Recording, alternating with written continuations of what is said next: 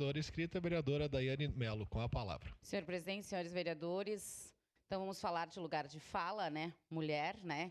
E eu concordo muito com o que o vereador Libardi disse. Isso não poderia ser discutido pelos homens, mas assim como a Érica Hilton não podia ser presidente da Comissão das Mulheres. É básico isso, né?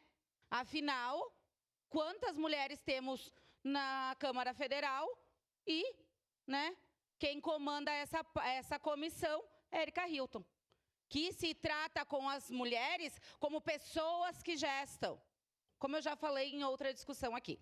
Obviamente eu votarei favorável, porque eu acredito que a lei é totalmente subjetiva e depende de um entendimento. E quando a gente coloca uma legislação que depende de entendimentos, a gente pode ter coisas muito piores ali na frente. Principalmente, como eu já falei em outra sessão, que é a questão do desemprego das mulheres, né? Se nós falamos tanto que pessoas não contratam porque as mulheres, né, engravidam, quanto mais pessoas não vão contratar pelo jeito do chefe falar ou não com as mulheres. Afinal, como muitas falam, né, antes se dizia gestão. Agora, com a questão de uma legislação específica para isso, nós teremos a questão de ser misoginia. Então, por este motivo, por entender que a lei é totalmente subjetiva e depender de entendimentos, eu voto favorável à moção, senhor presidente.